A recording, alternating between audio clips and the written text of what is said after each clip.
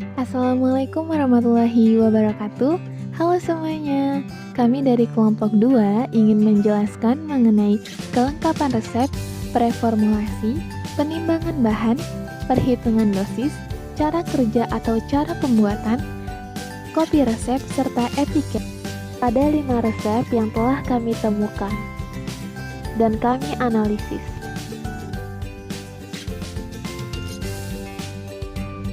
Sebelum itu, saya ingin memperkenalkan anggota dari kelompok 2. Yang pertama, yaitu Meta Priska Widiani dengan NIM 1192600068. Lalu ada Thalia Paroito dengan NIM 1192600040. Lalu Winanti Lika dengan NIM 1192600067. Salsabila RZ dengan NIM 1192600044. Nurul Hasanah 1192600018, dan terakhir ada Sabila Azahra dengan NIM 1192600064. Resep yang pertama yaitu ada resep pulveres atau serbuk yang berisikan sunmol, phenobarbital, dan sakarum lactis sebanyak 10 bungkus. Komponen yang tidak ada dari resep tersebut yaitu nomor telepon dokter serta garis bawah berwarna biru untuk obat phenobarbital, karena phenobarbital merupakan salah satu obat psikotropika. Sedangkan komponen kelengkapan resep lainnya sudah ada di dalam resep seperti nama dokter, alamat dokter, nomor SIP dokter, tempat dan tanggal pembuatan, tanda R, garis miring, bahan dan jumlah obat, cara pembuatan, cara pemakaian, paraf dokter, nama pasien, serta alamat pasien. Dalam resep ini mengandung salah satu bahan yang jarang ditemukan di pasaran, yaitu sunmol. Menurut ISO, sunmol mengandung paracetamol 120 mg, sehingga sunmol bisa digantikan dengan paracetamol. Menurut Farmakope Indonesia 3 halaman 23, paracetamol merupakan hablur atau serbuk hablur putih, tidak berbau dan memiliki rasa pahit. Paracetamol larut dalam 70 bagian air dalam 7 bagian etanol 95%. Artinya, paracetamol lebih larut di dalam etanol daripada dalam air. Khasiat dari paracetamol yaitu analgetik dan antipiretik. Kemudian, menurut Farmakope Indonesia edisi 3 halaman 481, phenobarbital merupakan hablur atau hablur putih, tidak berbau dan memiliki rasa yang pahit. Phenobarbital sangat sukar larut dalam air, tetapi bisa larut dalam etanol 95%. Khasiat dari phenobarbital yaitu hipnotikum dan juga sedatifum. Kemudian laktosa, menurut Farmakope halaman 338, laktosa merupakan serbuk atau hablur putih, tidak berbau dan memiliki rasa agak manis. Laktosa larut dalam 6 bagian air, larut dalam 1 bagian air mendidih, dan sukar larut dalam etanol. Artinya, untuk melarutkan, laktosa menggunakan air, bukan etanol. Kemudian, laktosa itu merupakan zat tambahan yang digunakan dalam resep. Jumlah acetaminophen dalam resep atau paracetamol yaitu 0,15. Sedangkan jumlah yang dibutuhkan itu artinya jumlah dalam resep dikali dengan DTD, karena pada resep ini ada tanda DTD yaitu 10, artinya ingin membuat 10 bungkus, sehingga dikalikan 0,15 dikali 10 yaitu 1,5 gram. Untuk phenobarbital, jumlah dalam resepnya yaitu 0,01 gram atau 10 mg. Artinya dosis 1 kali minumnya yaitu 10 mg. Sedangkan dosis tersebut terlalu kecil dibandingkan dengan dosis lazimnya yaitu untuk 1 kali minum 15 mg sampai 20 mg. Sehingga dibutuhkan penambahan dosis menjadi dosis lazimnya yaitu 15 mg atau 0,015, sehingga yang dibutuhkan yaitu 0,015 dikali dengan 10 yaitu 0,15 gram. Kemudian untuk laktosa yaitu add 0,2 sehingga dikali 10 menjadi 0,4 gram. Untuk cara pembuatan, pertama-tama siapkan alat dan bahan yang dibutuhkan. Lalu setarakan timbangan. Kemudian timbang bahan-bahan yang dibutuhkan yaitu laktosa sebanyak 400 mg, paracetamol sebanyak 1,5 gram, phenobarbital sebanyak 150 mg atau 0,15 gram. Kemudian masukkan laktosa ke dalam mortir. Gerus sampai dengan halus, kemudian masukkan paracetamol dan gerus juga sampai homogen. Kemudian masukkan phenobarbital, kemudian gerus sampai homogen, lalu masukkan kembali sisa laktosa. Gerus lagi sampai homogen. Setelah itu, Bagi serbuk menjadi 2 bagian, kemudian masing-masing bagian dibagi lagi menjadi 5, lalu dimasukkan ke dalam kertas perkamen, lalu lipat, kemudian masukkan ke dalam plastik klip, beri etiket dan label. Ini untuk etiket. Dalam etiket tertulis tidak boleh diulang tanpa resep dokter karena obat ini mengandung fenobarbital yang merupakan psikotropika. Kemudian ini untuk beberapa merek dagang acetaminophen dan juga fenobarbital di pasaran. Ada beberapa peringatan dalam resep ini karena resep ini mengandung bahan psikotropika yaitu fenobarbital. Pada resep tertulis iter 1 kali, artinya resep masih bisa digunakan untuk 1 kali lagi, sehingga perlu dibuat kopi resep. Resep 2 yaitu resep krim.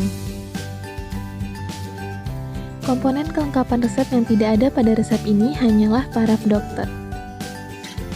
Asam stearat menurut Farmakopeia Indonesia 3 yaitu zat padat keras menkilat menunjukkan susunan hablur putih atau kuning pucat mirip lemak lilin. Asam stearat praktis tidak larut dalam air, tetapi larut dalam 20 bagian etanol. Kemudian kegunaan asam stearat ini sebagai zat tambahan untuk melembutkan kulit. Kemudian ada adepsellanae. Menurut Farmakopeia Indonesia 3, adepsellanae merupakan zat berupa lemak, lekat, kuning muda atau kuning pucat, agak tembus cahaya, bau lemah, dan khas. Adepsellanae praktis tidak larut dalam air, agak sukar larut dalam etanol, dan mudah larut dalam kloroform. Adepsellanae merupakan zat tambahan. Kemudian ada triethanolamine, yaitu cairan kental tidak berwarna hingga kuning pucat, bau lemah mirip amoniak, kemudian larut dalam air dan etanol. Kegunaannya sebagai emulgator. Kemudian ada parafin liquid, yaitu cairan kental transparan, tidak berfluorensi, tidak berwarna, hampir tidak berbau, dan hampir tidak mempunyai rasa. Parafin liquid ini praktis tidak larut dalam air dan dalam etanol, tetapi dapat larut dalam kloroform dan juga ester. Kegunaannya sebagai laksatif. Kemudian ada nipagin atau metilparaben menurut Farmakopeia Indonesia 3. Nipagin atau metilparaben merupakan serbuk hablur putih, halus, hampir tidak berbau, tidak mempunyai rasa, kemudian agak membakar diikuti dengan rasa tebal. Nipagin ini larut dalam 500 bagian air dan dalam 20 bagian air mendidih. Dan dapat larut dalam 3,5 bagian etanol, artinya nipagin ini lebih mudah larut dalam etanol daripada air. Kegunaan dari nipagin atau metilparaben ini adalah sebagai pengawet. Rumus penimbangan bahan untuk krim yaitu jumlah dalam resep dibagi dengan total bahan, kemudian dikali dengan basis krim, di mana total bahannya yaitu 990 gram, basis krimnya yaitu 10 gram. Kemudian untuk sediaan krim harus dilebihkan 10-20% karena sediaan krim biasanya menempel pada wadahnya. Untuk menjaga dosisnya sehingga perlu ditambahkan 10-20%. Kami menggunakan perlebihan 10%. Cara pembuatan yang pertama disiapkan alat dan bahan, kemudian setarakan timbangan. Lalu timbang bahan-bahan yang dibutuhkan sesuai dengan hasil penimbangan. Kemudian asam stearat, parafin, dan adepsellanae dilelehkan dalam suhu 54 derajat Celcius di mortar. Kemudian dimasukkan triethanolamine yang sudah dilelehkan dengan air panas ke dalam mortir tersebut, aduk sampai homogen. Kemudian ditambahkan nipagin yang sudah diencerkan ke dalam mortir, lalu aduk sampai homogen. Kemudian tambahkan sisa aquades yang sudah dipanaskan dan aduk sampai homogen, lalu masukkan ke dalam pot dan beri etiket biru sebagai keterangan obat luar. Ada beberapa merek dagang dan juga peringatan untuk resep ini. Etiket yang digunakan yaitu etiket biru karena untuk obat luar. Resep 3 yaitu resep pil. Komponen yang tidak ada dalam resep ini yaitu nomor telepon dokter, alamat pasien, dan juga paraf dokter. Menurut Farmakopeia Indonesia 3, sulfaguanidum merupakan hablur atau serbuk putih, tidak berbau atau hampir tidak berbau. Kelarutannya mudah larut dalam air mendidih dan sukar larut dalam etanol 95%. Khasiatnya sebagai antibakteri. Kemudian papaverin HCl ini merupakan hablur putih atau serbuk putih hablur, tidak berbau, terasa agak pahit. Kemudian papaverin HCl ini larut dalam air dan sukar larut dalam etanol yang khasiatnya sebagai spasmolitikum. Kemudian ada saccharum lactis sebagai zat tambahan. Rumus untuk penimbangan bahannya yaitu jumlah dalam resep dikali dengan 10 karena pil yang dibutuhkan yaitu sebanyak 10. Dosis sulfaguanidum dalam resep yaitu 0,5 gram, sedangkan menurut literatur dosis lazim untuk sulfaguanidum untuk satu kali yaitu 1 gram, artinya dosis ini masih di bawah dari dosis lazim. Dosis papaverin HCl dalam resep yaitu 50 mg dan dalam literatur yaitu 40-100 mg, artinya dosis ini masih aman. Ada beberapa usul untuk resep ini seperti penambahan zat pengikat, penambahan pembasah, dan penambahan talkum, serta ada beberapa peringatan karena obat ini merupakan salah satu golongan keras sehingga pada etiket perlu diberi peringatan nomor 1. Untuk cara pembuatan, yang terpenting adalah penambahan talkum setelah pil jadi, agar pil satu dengan lainnya tidak saling lengket pada wadah. Kemudian, ini untuk kopi resep. Etiket yang digunakan yaitu etiket berwarna putih. Karena resep ini merupakan obat keras sehingga perlu diberi etiket tambahan. Resep keempat. Komponen yang tidak ada hanyalah tanda tangan dokter. Asam asetil salisilat merupakan hablur umumnya seperti jarum, berwarna putih dan tidak berbau. Asam asetil salisilat sukar larut dalam air tapi mudah larut dalam etanol. Asam asetil salisilat kegunaannya sebagai analgetik dan antipiretik. Kemudian ada sakarum laktis sebagai zat tambahan. Rumus penimbangan bahannya yaitu jumlah dalam resep dibagi dengan 20. Dosis asam asetil salisilat dalam resep yaitu 0,5 gram. Sedangkan dosis lazim untuk satu kalinya yaitu 1 gram, artinya obat ini masih aman atau tidak overdosis.